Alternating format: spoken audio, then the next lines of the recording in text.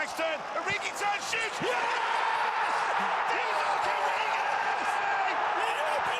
Build the dream in FIFA 20, pay less and get more, and use the code TVM at checkout for a bigger discount.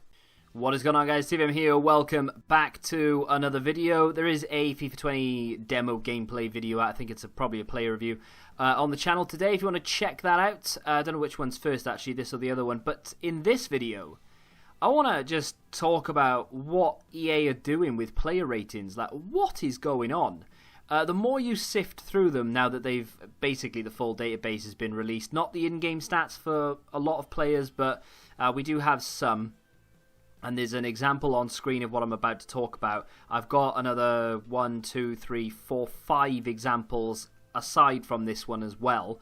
And there's just a whole host of them. We could do it for days. Honestly, there's that much content here. I could make about 4 or 5 episodes out of it. Not going to, but I could do.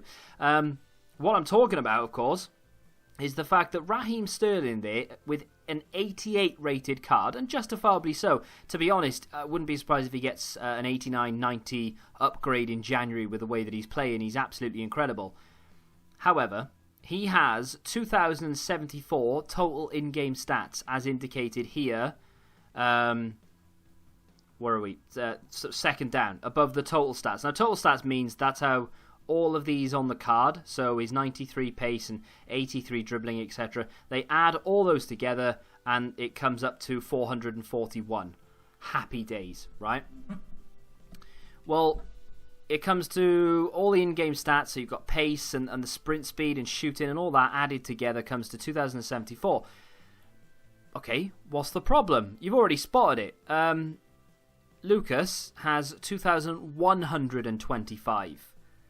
A lot more in-game stats than Raheem Sterling. They could be in pointless areas for all we know. We'll have to take a look under the hood. Not actually going to do that. What we're going to do is just compare the face stats for now. But, I mean, look at the state of it, right? That's an 83 rated card. He is 5 overall higher than Raheem Sterling. 92 pace compared to 93. 87 dribbling to 89. So at the moment, Lucas is rightfully losing. Right, makes sense because he's lower rated, but he's only losing by 1 or 2 points. You've got 79 shooting and 79 shooting. That's the same. Defensive stats doesn't really matter because it's a they're both attacking cards. The passing 2 worse off on Lucas, 2 better off on Sterling. Okay, and the physical is just an absolute just a whitewash in favour of Lucas. He's 9 overall higher, which is just mad, just mad. I mean, if we did look closer at it, I mean, there's a lot going for Sterling in terms of reactions, and well, composure goes the other way, but there's not an awful lot in it. Dribbling 89 to 88, you know, you've got reactions. Okay, there's a lot in that, to be fair. There's a good 8 points, but the further you go down, you know, the physicals, it basically all in favour of Lucas. What I'm trying to say is, right, Raheem Sterling is the better card. Of course he is, but he should be by a considerable amount. That is not a considerable amount. That is shocking. That card on the left is going to cost you hundreds and hundreds of thousands. The card on the right is going to cost you 70,000 coins, if that, in the first couple of weeks, and it'll just drop and drop and drop. Sterling will keep that price for a long time because he's a high-rated card, and that's just the way it works. Also, worth mentioning, just a little thing, Lucas has a 4-star weak foot, whereas Sterling has a 3-star. Let me just flick through the other comparisons briefly for you. This one is mind-blowing. The only reason I've shown you this and not shown you Saul, which is, again, another shocking one. In fact, I think Saul has... it's a worse card than... In fact, let me just bring it up. I mean, I might as well just bring it up. So, Saul of Atletico Madrid. There he is. I mean, the reason I wasn't going to show you this one was because there's just no total in-game stats to go off, so it's not. It doesn't look like a fair comparison. Doesn't look like a good comparison. But when you look at this, I mean, Kessie is 79 rated, 6 overall lower than both Rodri and Saul. And honestly, seriously now, which one would you prefer? If you covered the rating, the club, the nation, the player face, and the name, right? And you just looked at the stats and nothing more, which one would you pick? Would you go for the 67 pace and 68 shooting compared to 78 shooting or 72 shooting or 72 pace. No, it depends what you want from your player, granted. So would you go for 80 physical, 78 physical, or 89 physical? Yeah, you'd go for 89 physical. Would you go for 78 defending or 78 defending? Well, they're both the same. Or 82 defending. Okay, fair enough. You'd pick Rodri for that one. But then when you compare the rest of them, they're dribbling, Rodri and Kessie in particular, very, very similar. Only 1 point in it. Saul is a little bit better there. 81, fair enough. The passing, yeah, okay, Kessie loses that, sure. But that is a card, right, that is 6 overall lower than both Rodri and Saul.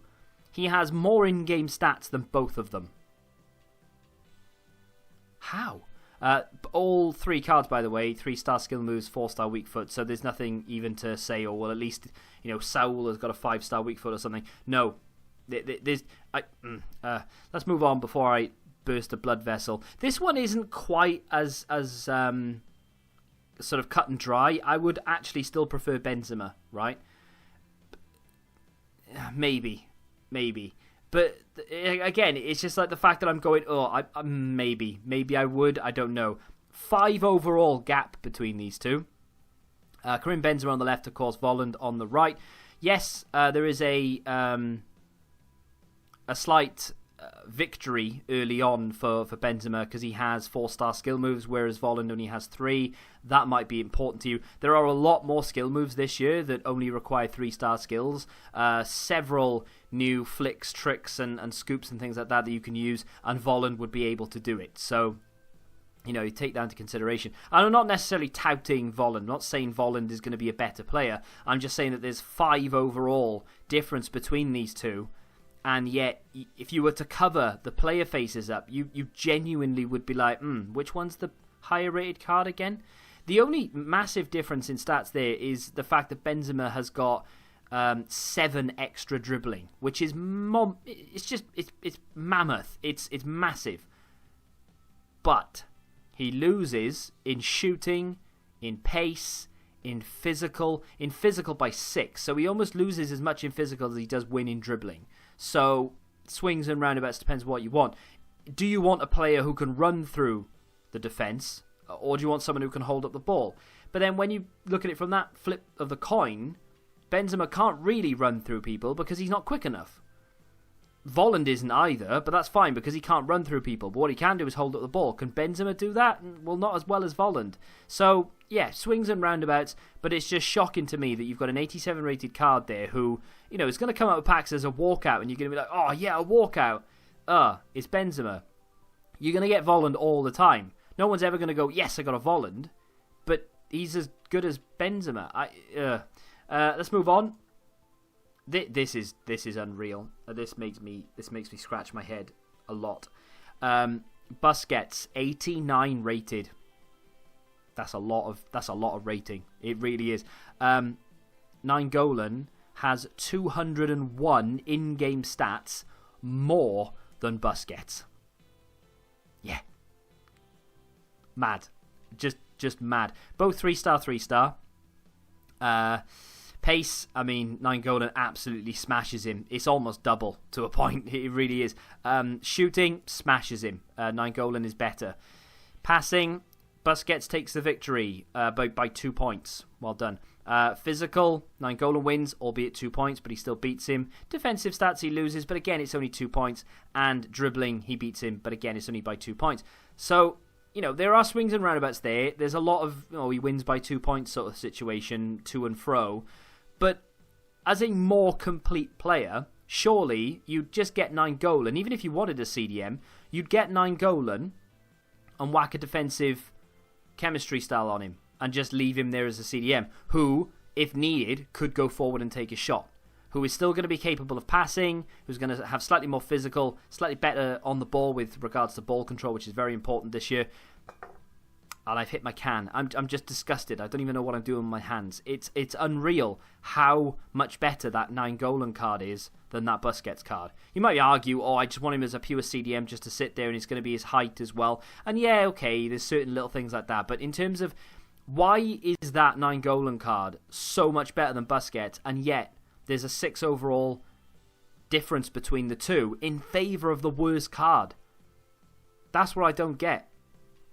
All of this, by the way, is not me saying, I think Busquets is a better player than Nainggolan in real life, blah, blah, blah. What I'm saying is EA have given them these high-rated cards, but they can't back them up with the stats, and it doesn't make any sense to me. I don't understand. We have 2 more very briefly. This is shocking. I mean, it just gets worse as you move on.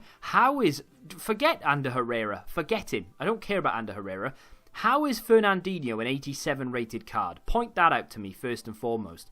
What are they doing there? He's got 1 stat above 80, and that's only 84, and he's an 87 rated card. They both got the same skill moves, weak foot. We don't know the in-game stats for Fernandinho. I would imagine it's very tight, if not maybe in the favour of Fernandinho. However, just a quick comparison. Passing, 1 difference. Shooting, 2 difference. Pace, 4 difference in favour of Ander Herrera. Dribbling, 1 difference. Defensive stats, 2 difference. And then physical, 2 difference. There's 5 overall between the card, and yet I've only once have I said more than 2 difference, and that was in favour of Ander Herrera. Absolutely mind-boggling. There was another player here as well. I know who it is. I've just remembered. I was going to say I forgot who it is. Now I remember. Arturo Vidal. There's not a massive difference between Vidal and Fernandinho in terms of overall, but look at the state of that Vidal card compared to that Fernandinho card. Let's get rid of Ander Herrera. The direct comparison between those two, no contest. Which one would you want? Yeah, exactly. You'd want Vidal in your team. Vidal beats him for every single stat. He's 3 lower. How are you 87 rated, but let's move on. This one, I think this one is a bit of a loose comparison, but I wanted to get Ligt in there because I'm annoyed that they've done Ligt as dirty as they have done. Because they've downgraded his pace. I think they downgraded his passing from 69 as well to 66. I don't know what they did to his dribbling. I can't remember. I think his defensive stats remain the same. Maybe his physical went up by 1. Either way, that's a bad card. And I don't care what anyone says. It's trash. And only because it's 85 rated. If it was an 83 rated card, I'd be going, hey, that's not bad. But he deserves to be higher. Fantastic season with Ajax. Unbelievable. Made a massive money move. What is he? The second most expensive defender? Maybe third most expensive defender in the world? Either way, I'm lying. He's probably not. What does he go for? 50, 60 million? I can't remember. It puts him in the top 10 of most expensive defenders in the world. But he's extremely young. He's like 4 years old, right? And he's going to be an amazing player. But he deserves a better card now. Not because he's going to be a great player in the future, but because he is already a very good card. The fact that I can compare Gabriel Paulista to Ligt and actually make an argument to go and get Paulista over Ligt, who, by the way, is going to be 40, 50k very early on, if not more, whereas Gabriel Paulista is going to be, 10k, if that. It's unreal. They play in different leagues, but that's irrelevant. To me, the fact that you've got Paulista on that right-hand side, who, he's one worse off in physical, but he's better than him in pace, than him in passing, the same in defensive stats. They're only 1 worse off in physical. I'm going to save the coins and just buy Gabriel Paulista till I can afford, Van Dijk or something. Like, there's just no point in getting that Ligt card until he gets a couple of upgrades, which, he might do. But now that he's playing in a team like Juve, where he's not going to be first choice like he was in Ajax, there is a fair shout to say that he might not actually get that many informs or special items unless EA gift them to him for like foot birthday and stuff. Like I said, there are so many more cards I could compare. I could sit here for hours and just go through the entire database and say why. I'm not like saying I'm an expert or anything. What I just don't understand, and I'll go back to that is the one. That is the one that really just grinds my gears. I wish we had. We don't have the in-games for Fernandinho, and I really wish we did. Because if we did, I mean, honestly, I think you'd be hard-pressed to find a stat that Fernandinho beats Vidal on. Because looking at that on paper, you just cannot, you cannot understand it.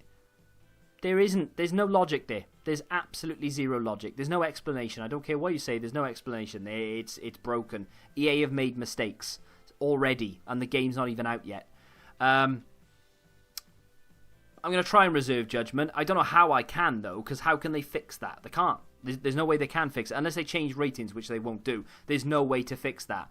I've gone on long enough. He's getting angry about a video game, lads. Come on now, grow up. Yeah, you're right, I am. But hey, this is all I do, so maybe I need to get out more. Maybe. Either way, though, let me know down below, what is the biggest shock you've seen in terms of rating? It might be a case of a player not being as high rated as you expected him to be. Maybe someone like Fernandinho who has a high rating but is not that great on paper. Let me know down below if you found anything like that. If you have enjoyed it and you want to see more of these, whatever they are, comparisons or rants or something, I'm not angry about it necessarily. I just don't understand. I just don't get it. Subscribe to the channel if you're new around here, of course. And until the next time, goodbye. Football Index. The game changed. Download the app now.